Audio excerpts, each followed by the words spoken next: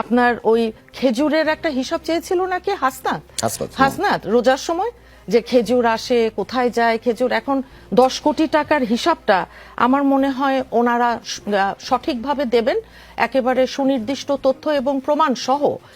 মানে আপনাদেরকে আমাদের এই কথাগুলো বলতে হবে এরকম একটা পাবলিক শোতে এসে, এটা আমাদের ভালো লাগে না।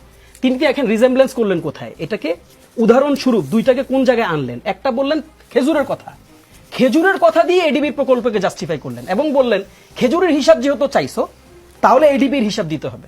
খুবই আনফরচুনেট।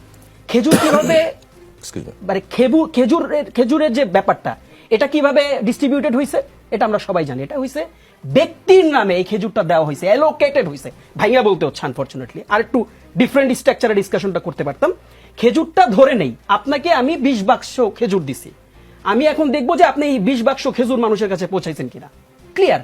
আর এডিবির যে টাকাটা, যেটাকে আমরা বলি যে উন্নয়ন প্রকল্পের যে টাকাটা, অ্যানুয়াল ডেভেলপমেন্ট যে ব্যয়ের যে টাকাটা, এই টাকাটা সরাসরি সংশ্লিষ্ট সরকারি প্রতিষ্ঠানের কাছে যায় এবং সেখানকার সংশ্লিষ্ট প্রতিষ্ঠানের যে দায়িত্বশীল, যদি পৌরসভা হয় পৌর মেয়র, অথবা পৌরের দায়িত্বে যে তখন প্রশাসক ছিল প্রশাসক, অথবা উপজেলা যদি হয় তাহলে আমরা জানি উপজেলার দায়িত্বকর্তা ব্যক্তি কারা, তাদের দ্বারা নির্দিষ্ট প্রকল্পে এই টাকাটা ব্যয় হয়। মানে এই সিম্পল কেসটা আমাদের কাছে মানে বুঝায় ব্যাখ্যা করা লাগতেছে, এটাই আমাদের জন্য আনফরচুনেট।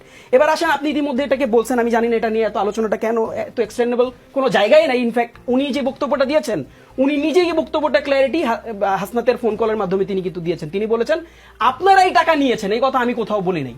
বলার সুযোগ তো নাই আনফরচুনেটলি, কারণ এই টাকাটা তার খরচ করার কোনো অধিকার নাই, সুযোগই নাই।